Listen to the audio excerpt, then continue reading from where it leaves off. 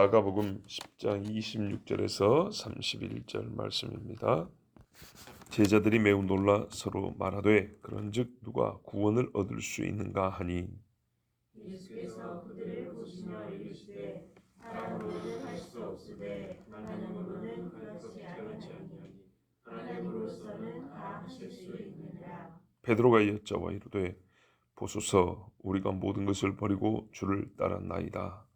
예수께서 이르시되 내가 진실로 너희에게 이르노니 나와 복음을 위하여 집이나 형제나 자매나 어머니나 아버지나 자식이나 전토를 벌인 자는 현세에 있어 집과 형제와 자매와 어머니와 자식과 전토를 백배나 받되 박해를 겸하여 받고 내세의 영생을 받지 못할 자가 없느니라. 그러나 먼저 된 자로서 나중되고 나중된 자로서 먼저 될 자가 많으니라. 아멘. 어제 우리가 26절, 27절을 들었습니다. 오늘 다시 처음부터 한번 말씀을 보도록 하겠습니다. 제자들이 거의 구원의 소망을 잃은 듯 했습니다. 세상과 똑같은 물질에 대하여 생각을 갖고 사는데 예수님이 부자가 천국 들어가기가 낙타가 바늘길 통과하는 것만큼 어렵다 하니까 완전히 정신을 잃어버릴 지경이 되었습니다. 실제로 그 제자들이 12명이 다 부자냐? 아닙니다. 다 부자였던 건 아니지만 문제는 이 세상 부자들과 똑같은 재물관을 갖고 있었기 때문에 하나님 구원을 얻는 것과 재물을 얻는 것이 거의 같은 뜻으로 이렇게 알고 살았기 때문에 예수님이 완전 반대되는 이야기를 한 겁니다. 재물을 많이 얻는 것은 곧 구원에 가까운 줄 알았는데 거꾸로 많이 가질수록 구원을 못 얻는다는 겁니다. 그만 기계적으로 부자는 지옥 가고 가난하면 천국 가냐 이런 이상한 소리 하는 사람들인데 그게 아니고 재물에 대한 생각입니다. 여인을 보고 음욕을 품는 자마다 간음했다 그랬어요. 생각입니다. 사람의 마음속을 감찰하신다 그랬어요. 왜 감찰할까요? 행동을 달아보시는 하나님인데 행동만 달아보면 되지 왜 감찰할까요? 다윗과 그 형제들이 행동을 한 게 아무것도 없습니다. 그냥 나란히 서가지고 성문 앞에 서 있었을 뿐입니다. 근데 하나님 뭐라 했어요? 키와 외모와 신장을 보지 말라 그랬죠. 어떤 행동도 아니고 서 있는 외모도 보지 말라 그랬어요. 중심만 본다 그랬어요. 문제가 그겁니다. 부활이 하는 자일 때 부활이 한다면 여러분 세상의 모든 것이 죄와 죄를 잇는 이 세상의 사고방식에서 부활이 할 때 일생을 부활이 할 때 어떤 생각이 연결되겠습니까? 하나님 주신 창조의 복인데도 불구하고 결혼해서 살면 남편 때문에 안 되는 것이 있고 아내를 기쁘게 하려고 하는 것 때문에 주님을 멀리하는 게 있는데 창조의 복을 누림에도 불구하고 복이잖아요. 복. 결혼이란 거는. 그 복 가운데도 하나님을 거역하게 하는 것이 있고 율법이 하나님의 뜻인데도 불구하고 율법을 지키는 가운데서도 더러운 것들이 싹이 트는데 우리가 아무리 의로운 일을 계획 단계에서부터 완성까지 의해도 바람든 무처럼 중간중간에 죄가 쏙쏙쏙쏙 들었다 그랬죠. 하물며 그러한데 부를 위해서 사는 그런 사고방식과 인생의 목적과 비전을 가진 사람에게 과연 하나님이 들어갈 구석이 어디 있겠습니까? 잘 생각해 보세요. 우리가 하나의 어떤 생각에 사로잡히면 그것은 며칠과 몇 년이 쑥 가버립니다. 근데 그 중에 황금기가 있어요. 인생 황금기. 황금기를 그걸로 보내버립니다. 여기 청년입니다. 청년. 부자 청년. 어떻게 할까요? 또 어떤데 이게 생각이 하나 딱 잡히면 바꾸기가 어렵다고 우리가 그제 또 들었어요. 엄청나게 바꾸기 어렵습니다. 그렇기 때문에 천국 들어가기 어려운 거예요. 베드로전서에 가면 이런 말이 있어요. 잘 들어보세요. 4장 16절부터 가면 너희가 그리스도의 이름으로 핍박을 받으면 기뻐하고 즐거워하라 그랬어요. 이게 참 역설이거든요. 역설이 아닌 것 같은데 계속 들어보세요. 기뻐하고 즐거워하라. 왜 그러냐? 하나님의 집에서부터 심판이 시작되었다 그랬어요. 하나님의 집에서부터 심판이 시작되어서 의인이 겨우 구원을 얻을 것 같으면, 하나님의 집에서니까 의인 이야기가 나올 법하죠. 의인이 하나님의 집에 있으려면 하나님의 집에 있지 어디에 있겠습니까? 봐보세요. 세상에는 의인이 없어요. 하나님의 집에 의인이 있는 것이고 거기에 가짜 의인도 있는 겁니다. 어쨌든 의인이 있으려면 하나님의 집입니다. 하나님의 집에서 심판이 시작되는데 의인이 겨우 구원을 얻을 것 같다. 왜? 핍박이 있기 때문에. 그런데 악인이 구원을 얻을 소냐? 그 핍박 가운데 의인이 가만 보니까 힘들게 구원을 얻는 거예요. 세상살이 만만하지 않은 거예요. 의인이라고 자처하는 사람들이 하나님의 집에서부터 심판을 한번 시작해보니까 의인이라고 말하는 사람들도 가만 보니까 겨우 구원을 얻는 거예요. 그럴 것 같으면 정말 하나님을 모르고 사는 사람이 구원을 얻을 가능성이 이만큼이라도 있겠냐 그랬어요. 에스겔 시대도 봐보세요. 에스겔이 환상으로 이렇게 영으로 이렇게 가서 보니까 예루살렘에서부터, 예루살렘 중에 예루살렘인 성전에서부터 하나님의 천사가 인을 처벌하는데 몇 명 안 나오는 거예요. 우리가 VP에서 마킹하죠. 그것처럼 진짜로 하나님의 의를 위하여 우는 사람 이마에다 마킹을 해라 했더니 별로 할 사람이 없어요. 제사장들도 코에다 나뭇가지 내면서 태양 숭배하고 있는 거예요. 여자들이 단무스 숭배해서 우는 거예요. 뭐 때문에 우는가 했더니 이 백성이 망해서 우는 게 아니야. 자기들이 섬기는 우상 때문에 우는 거예요. 이 세상 사는 욕심 때문에 우는 거예요. 하나님의 나라와 의를 위하여, 진짜 의를 위하여 우는 사람이 없고 온갖 자기 욕심대로만 다 사는 거예요. 마킹할 사람이 없어요. 마크, 표를 칠 사람이 없는 거예요. 예루살렘 성전부터 시작을 했는데 사람이 없어요. 아니, 예루살렘 성전으로도 표할 사람이 몇 명 안 되는데 어디 헤브론에 몇 명이 있을 것이고 브엘세바에 몇 명이 있을 것이고 저 단에는 몇 명이 있겠어요. 금송아지 쌓아놓은 베델에 몇 명이 있겠냐고요. 없어요, 없어. 그렇게 구원이 어려운 겁니다. 예수 믿으면 구원한다 하던데요. 그러니까요, 문제는 겁니다. 진짜로 예수를 믿어야 되는 거예요. 진짜로.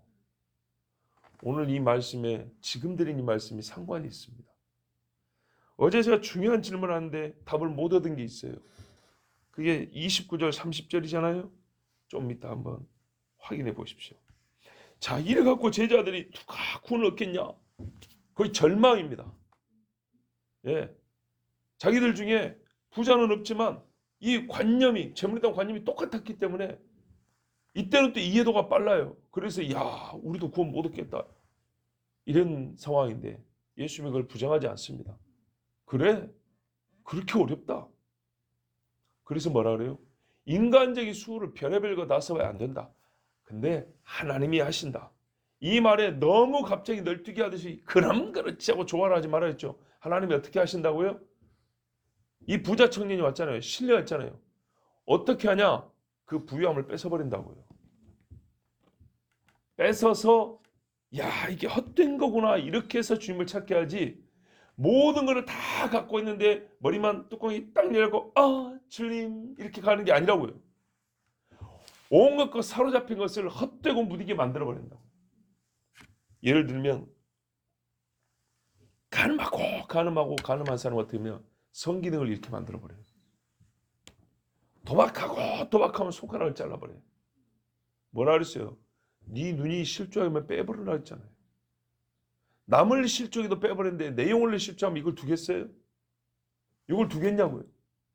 이런 식으로 해서 하나님이 하시는 거예요. 하나님이 하신다는 것을 스위치 누르면 전기불 반짝 들어온 듯이 그렇게 하지 마라 그랬어요.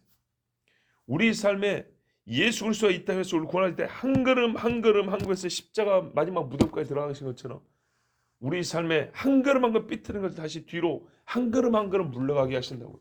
이게 내 힘으로 안 돼요. 절대로 안 돼요. 근데 하나님이 이 앞에 절벽을 딱 보게 하고 뒤로 대신 손짓을 해서 오라이 손짓 해주세요. 이쪽으로 오라고. 그리고 다시 원점으로 돌아오면 그때 되면 내 모습 어떻게 되냐? 눈물 콧물 범벅이고 무릎 꿇고 있어요. 그럼 그때 다시 자, 일어나서 가자. 겨울도 지나고 비도 그쳤으니 비둘기가 벼랑 끝에 둥지를 틀고 있고 또는 나무에 둥지를 틀고 있단 말이죠. 봄이 왔으니 나랑 같이 가자 하고 신랑의 소리를 듣고 다시 이렇게 일어서 간단 말이죠. 이런 식으로 하세요. 하나님은 하실 수 있느니라. 그래서 그 신뢰가 누구라고 했습니까? 그 뒤에 나오는 삭개오라 그랬어요. 누가복음에 보면 이 말씀 이어서 삭개오가 나와요.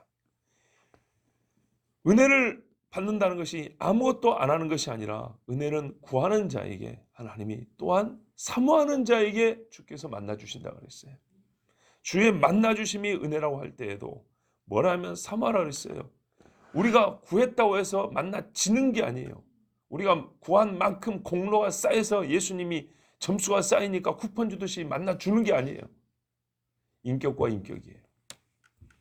철저하게 구하는 하나님의 은혜인데 성경에는 그 은혜는 받는 것이라 그랬지만 또 너희가 사모하라 그랬어요. 사모하는 것은 공로가 아닙니다. 뭡니까? 공로라고 하는 것은 대가입니다. 대가. 사모하는 것은 대가가 아니에요. 사모하면은 하나님이 사랑으로 응답하시는 거예요. 자, 예수님이 이렇게 말씀하셨어요. 하나님으로는 하실 수 있다. 이 말 자체가 뭡니까? 사람 힘으로는 절대 안 된다는 얘기죠. 그만큼 실제로 어렵다는 얘기입니다. 어려워요. 핍박 때문이 아니라 사람의 마음속에 세상이 들어있기 때문에 세상을 빼내고 하나님 나라의 씨를 뿌려야 하기 때문에 이 일이 사람으로서는 불가능합니다. 하물며 제자들이 오늘같이 이렇게 주님의 말씀을 듣고 어렵다는 것을 하나씩 넘어가면서 구원에 이르렀다면, 파도를 깨고 구원에 이르렀다면 우리가 쉬이 구원을 얻는다고 생각하는 것은 정말로 착각입니다. 제가 수십 번 수백 번 말씀드렸습니다. 예수 믿으면 구원 얻는 거지. 예스 아멘 아멘 아멘. 믿음이 무엇인가 이 말입니다. 성경에서 예수님이 가르쳐준 그 믿음이 무엇이냐 이 말이죠.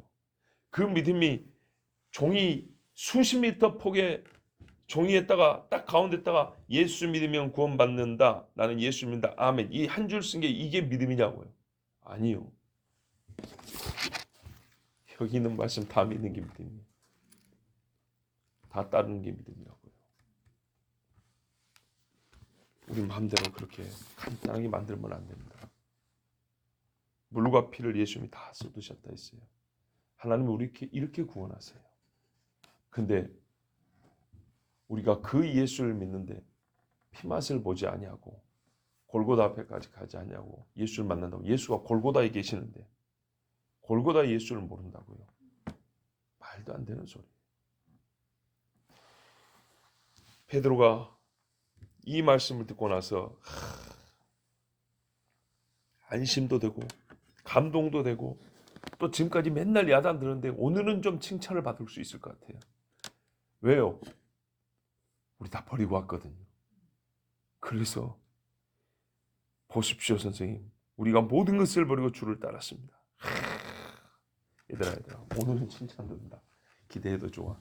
그동안은 뭐 할 때마다 야단 들었잖아요. 엊그저께도 뭐 완전 뭐 손 잘라버려 지옥에 구더기 이야기까지 하면서 오늘은 칭찬 들을 것 같아요. 근데 진짜 이번에는 칭찬 들었어요. 왜? 주님이 그 친구들이 모든 생각을 다 쏟고 있는 그 자리에서 불어냈잖아요. 따라왔어요.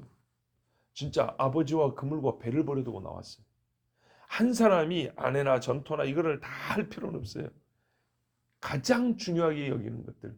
어떤 사람은 아내를 버리고 어떤 사람은 남편을 버리고 어떤 사람은 집을 버리고 어떤 사람은 그물을 버리고 어떤 이는 부모를 버리고 이렇게 왔단 말이에요. 왜? 나와 복음을 위하여. 29절이에요. 베드로의 말을 부정하지 않습니다. 내가 진실로 너에게 이르노니 나와 복음을 위하여 집이나 형제나 자매나 어머니나 아버지나 자식이나 전토를 벌인 자는 제자들은 다 이렇게 해서 왔어요. 버렸어요. 주님이 부르심에 응했어요. 목록도 거의 같아요. 어떤 이는 부모이고요. 베드로는 장가도 갔으니까 아내도 버리고 왔어요. 자식도 있었을 거예요. 이게 얼마나 어려운가요? 레위는 공직도 버리고 사회적인 명예도 버리고 왔어요. 그 무엇보다도 어려운 게 자식입니다. 그리고 부부입니다. 그 다음에 부모입니다. 아쉽게도 뭐 어쩔 수 없어요. 내리사랑이니까. 내가 부모가 되니까 이제 그 소리가 좀 섭섭하죠. 아니요. 거꾸로 생각해 보세요. 나를 가운데 놓고 자식과 부모를 생각해 보세요. 그럼 자식한테 먼저 손이 갑니다. 자, 물건이면 차라리 좋은데 편한데 사람일 경우에 그것도 제일 크게 내 마음을 잡고 있는 자식입니다. 자식을 버리고 주님 앞에 와라. 될까요? 무게를 달아보라는데 될까요? 생각 많이 해봅니다. 요리하면서 생각합니다. 내 자식의 얼굴을 이 벌거운 프라이팬에다 박아놓고 예수 안 믿으면 네 자식 살려줄게. 얼굴이 여기가 타들어가고 익어가고 있는데 눈깔부터 새까맣게 타들어가고 있는데 코가 일그러지고 있는데 애가 목이 찢어질 정도로 부르짖고 있는데 고통 속에 여러분 거기서 내가 예수 부인하지 못한다 소리 할 수 있을까요? 참 이런 생각하고 살자니 힘듭니다만은 안 할 수가 없어요.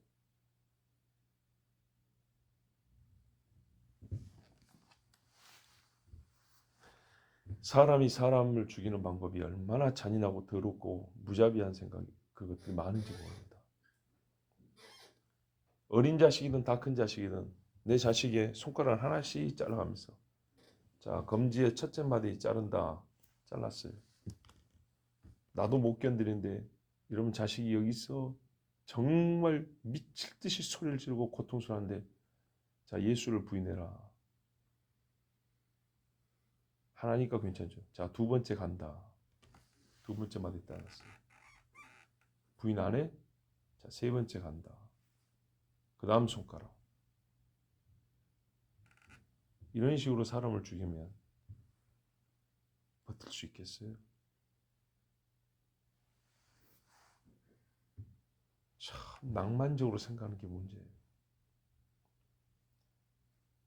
여러분 전쟁이 일어나서 포로를 죽일 때도 옛날에 어떤 식으로 죽였냐. 집 안에 들어가잖아요. 집이 3층, 5층이에요. 창문 딱 엽니다. 어른이 애를 손잡기 쉽잖아요. 애 딱 들고 창문가에 놓습니다. 불어? 누구 어디다 숨겨줬어? 아니에요, 아니에요. 놔버립니다. 머리가 빠개져갖고 죽습니다. 자, 그 다음 다시 문다. 불어? 이게 현실이에요. 이게 실제라고요. 예? 사람 세워놓고 총만 쏴면 편하고 좋죠. 이렇게 무서운 것이 핍박입니다. 믿음을 달아본다 했는데 여러분 제 이야기가 과장됐다고 생각하십니까? 사자굴에 누가 들어갔죠? 사자가 사람을 어떻게 죽입니까? 다니엘을 하나님이 살려줘서 그렇지 다니엘을 죽이려 했던 사람들은 어떻게 됐다고요? 굴에 떨어지기도 전에 사자가 발로 치니까 뼈가 부서져 버렸다 그랬어요. 떨어지는 사람을 이대로 쳐버리면 사자의 치는 힘이 얼마나 센지 아십니까? 예? 타이슨이 주먹을 휘두르되 1톤이 1m 높이에서 떨어지는 1톤 무게의 물건이 요만큼에서 1톤이 쿵 떨어지는 것 같아요. 사람이 주먹 힘이 그렇게 세야 돼요. 사자가 쳐버리면 나만 할 것 같습니까? 어마어마하죠. 개가 사람을 뜯어먹었답니다. 이세벨. 손바닥 뼈만 남았답니다. 예수 믿는 사람들 그렇게 죽였어요. 그걸 재밌다고 박수를 쳤어요. 풀무불에 누가 들어갔죠? 데리고 한 사람도 타 죽었다 그랬죠. 풀무불이 뭔지 아시죠? 도자기 굽는 불 이런 겁니다. 얼마나 무지막지합니까? 그 불가마 속에 사람을 집어넣는다고 생각하세요. 저는 가끔 끔찍한 생각을 합니다. 화장은 절대 안 해야지 하는 것 중에 하나는 제 개인적인 이게 사람 좀 이 정서적으로 받아들이기가 굉장히 어렵습니다. 나의 사랑하는 부모고 어떤 경우는 자식입니다. 남편입니다. 관 속에 묶어 넣는데 물론 죽은 시체지만 불로 태웁니다. 그 불이 얼마나 센지 아세요? 새파란 불이 쫙 나옵니다. 전기 그릴까지 동원되는 경우가 있죠. 예? 관이 타타타타 터져나가면서 나무가 확 탑니다. 그 시신을 타는데 나무가 타는 동안 열이 나죠. 열이 나니까 죽은 사람이 가스가 막 올라 터집니다. 올라 막 뻥뻥 빵 시시 터집니다. 예? 뼈가 팍 깨져 나가면서 사람이 여기저기 찢어져서 조각이 나서 탑니다. 누가요? 어제까지 여보했던 사람이 비록 죽었다 하더라도 참 할 짓이 아닙니다. 몇 시간 지나면 어떻게 되죠? 문 딱 열어가지고 어떻게 합니까? 뼈 조각을 쓰레받기로 빗자루 쓸어 담습니다. 그 누구 거지요? 내 부모 거요. 어떤 경우는 내가 어린애 화장을 봤는데 부모가 보는 데서 자식 뼈를 이렇게 막 쓸어 담아요. 10몇 살짜리 자식 뼈. 내 자식이 아니지만 보고 있는 마음이 정말 힘들더라. 풀무불 얘기하는 겁니다. 지금 남는 게 없어요. 이래서 믿음의 사람들이 시험과 핍박을 당했어요. 성경에 나와 있는 것을 여러분 왜 생각을 할 때 성경에 나와 있는 사례를 생각 안 하고 우리는 핍박과 환난이라 하면 우리가 상상해가지고 어느 정도 그럭저럭 생각을 하는지 나는 이해가 안 돼요. 성경에 나온 신뢰가 있잖아요. 아들 낳으면 전부 다 강에 던져라. 짐승들이 와서 뜯어먹습니다. 응애응애 하는 애를 한번 확 물고 물속으로 들어가 버립니다. 그럼 깐나내지면 어떻게 해요? 물이 뻐글뻐글 들어가면서 소리를 지르지 못하고 한 번 짚고 나면 배 창자가 터져나가고 한 번 뜯어먹으면 악어가 하면 모가지가 뜯어나가버립니다. 두 마리 악어가 붙어가지고 돌려버리면 진짜 반으로 쪼개져 나가버립니다. 어떤 경우는 조그만 아이는 닭 한 마리 정도밖에 크기가 안 되기 때문에 던지는 순간 뱃속으로 쏙 들어갈 수도 있습니다. 아니고 몇 날 며칠 살아있는 시신 같으면 어떻게 해요? 썩어가지고 파란 시신 덩어리가 풍선처럼 불어가지고 물에 둥둥둥둥 떠다닙니다. 깨끗했다고 생각하세요? 아이들 버리는 데가 정해져 있다고요. 그 넓은 강에 아무 데나 버리는 게 아니라 유대인들이 주로 사는데 애들 버리는 장소가 있을 거란 말이죠. 아침마다 여기서 훌쩍 저기서 훌쩍 막 울고 불고 난리하는 곡소리가 들리고 애들 버리면 어떻게 해요? 짐승에 먹힌 애가 있고 안 먹힌 애가 있고 왜 애들 많이 낳고 그 시신이 아직도 썩어가고 있는 냄새가 나고 벌레지가 막 달아다니는 애가 있고 예? 구더기가 드글드글한 시신이 있고 이게 성경이 우리에게 가르쳐주는 실제 핍박인데 우리는 왜 그렇게 깨끗하게 생각할까요? 진짜로 무서운 겁니다.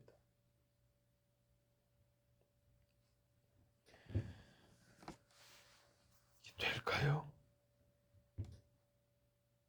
기도하지 않고 될까요? 어려운 이야기입니다.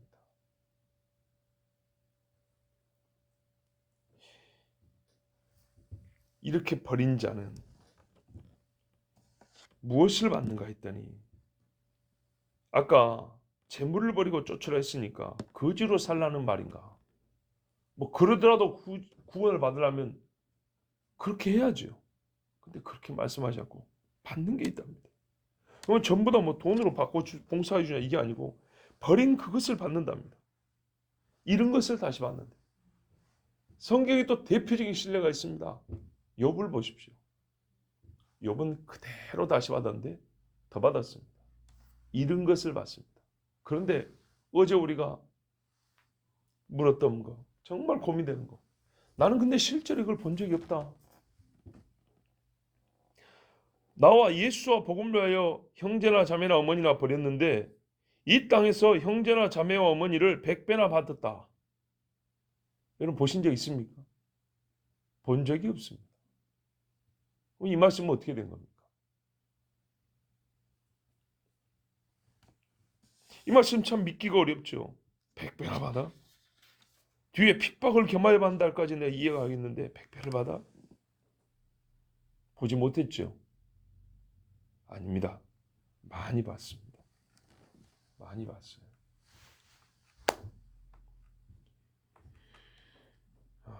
온 재산을 예수 믿는다고 다 뺏긴 사람도 있어요. 족보에서 파진 사람까지 있어요. 유산을 못 받은 사람도 있어요. 그래서 거지로 사냐 했더니 그 사람들이 잘 돼가지고 여러분이 나나 여러분이 같이요. 간증 집회라고 할 때 주로 들은 이야기가 무슨 이야기죠? 주로 들은 이야기. 요 이야기 아닙니까? 맞죠? 예수 믿는다고 쫓겨나고 예수 믿는다고 요거도 먹고 예수 믿는다고 뺨 맞고 예수 믿는다고 재산도 다 어쩌고 예수 믿는다고 남편하고 미움받고 어쩌고 했는데 어떻게 해요? 그 남편이 돌아오고 하나님께서 복을 주셔갖고 이렇게 뭐 집이 얼마요 차가 얼마고 우리 자식들은 무슨 대학을 가고 무슨 직장에 가고 주로 즐거이 들었던 소리가 수심도 그런 이야기 아닙니까? 부흥회 하면 부흥사들이 예를 든 게 그런 이야기 아닙니까? 오죽이나 많은 이야기가 있는지 레파토리가 한두 가지가 아니에요. 겁나게 들어놓고 없다고 하는 것도 어떻게 되는 얘기예요. 실제로 있습니다. 예, 뿐만 아닙니다. 진짜 훌륭한 옛날에 전도자와 설교자들 중에 선교사들 중에 여러분 보세요. 선교사가 그게 제일 좋은 예가 선교사가 되겠군요. 말도 안 통하는 이국 땅에 갔습니다. 남편이 죽임을 당했습니다. 부인 선교사가 눈물을 머금고 내 남편 죽은 땅 못 떠난다고 사역을 했는데 10년이 지났더니 내 남편 죽인 그 식구가 예수를 믿고 들어온 거예요. 그 집 자식이 목사가 된 거예요. 교인이 수백 명이 됐어요. 이 땅에서 형제나 자식이나 부모나 100배나 얻되 얻었어요, 안 얻었어요? 얻었죠. 얻었어요. 근데 왜 우리가 남의 이야기로는 들어보고 간증으로 많이 들어봤는데 왜 내가 못 들었다고 생각할까 했더니 나와 내 주변에 없는 거예요.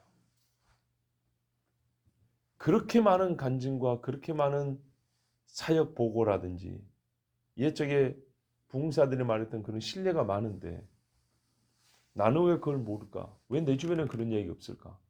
바로 그겁니다. 그분들이 수십 개, 수백 가지 예를 알고 있었고 신뢰를 알고 있어도 그게 수백 가지일 뿐이지 예수 믿는다는 수백만 중에는 수백 명밖에 없는 거예요. 수십억 명이 예수를 믿는다 하지만은 그런 신뢰, 그런 간증을 할 정도의 믿음을 가졌던 사람들은 몇천 명밖에 안 된 거예요. 근데 그 몇천 명의 이야기를 줄줄이 들을 때는 겁나게 많은 것 같잖아요. 근데 전체 수를 보면 바알에게 무릎 꿇지 않은 7천 명밖에 안 되는 것처럼 실제로 주를 위하여 버린 사람은 여러분이나 나나 그리고 우리 주변에는 없어서 못 본 거예요. 만약에 제가 이렇게 다 버렸다면 교인이 300명, 500명 되는 걸 봤을 거예요. 우리나라에 50년 전에 그런 목사님들이 많았어요. 안타까운 거는 그분들이 나중에 타락을 하고 실족을 하는 경우가 있어서 참 안타깝지만 그 당시 현재로 볼 때, 그때 현재로 볼 때는 그들이 하나님 앞에 버리고 그들이 주를 위하여 내놓은 것이 많아. 하나님께서 이 땅에서 현생에서 실제로 엄청나게 많은 복들을 주셨어요. 믿음의 형제 자매 수백 명, 수천 명, 수만 명씩 붙어졌어요. 하나님 말씀 맞습니다. 내가 안 버려서 내가 100배의 열매를 못 거둔 것이고 주님이 갚아주신 것을 못 받은 것이지 이렇게 실제로 버리고 100배를 받은 사람은 많이 있습니다. 그러나 전체 믿는 자의 수에 비하면 극히 적어서 나도 그렇지 않냐고 너도 그렇지 않냐고 우리는 그것을 못 본 것일 뿐입니다. 박해를 겸하여 받는다. 진실로 주를 위하여 버린 사람은 얻는데 항상 박해, 핍박이 함께 있습니다. 어떤 경우에도 핍박은 예외로 취급되지 않습니다. 한 번쯤이라도 예외가 있지 않을까? 그렇지 않습니다. 제 아무리 믿음의 집에서 자라난 사람이라 할지라도 반드시 예수 믿는 것 때문에 어려움을 겪게 되어 있습니다. 엊그제 말씀드렸잖아요. 신명기에 형제들이 한 집에서 똑같은 종교적 배경에서 자라는데도 불구하고 갈라진다고요. 지금 우리가 그걸 현실을 경험하고 있잖아요. 같은 예수를 믿어온 것 같은데 때가 마지막에 오다 보니까 정말로 지금은 이렇게 다른 예수를 믿었던가 확인이 드러나고 있지 않습니까? 아까 박해에 대해서는 말씀드렸기 때문에 더 많은 참 무서운 예를 들지는 않겠습니다. 박해를 겸하여 받는다는 것은 하나님의 집에 있는 진짜라는 증거입니다. 참 여러분 모순처럼 들릴 것입니다. 제 말 잘 들어보세요. 하나님의 집에 있는 진짜가 아니고 하나님의 집에 있는 사람 중에 진짜라는 말입니다. 지금 하는 말씀. 하나님의 집에 사람들이 많은데 그 중에 진짜라는 증거가 핍박을 받는다는 겁니다.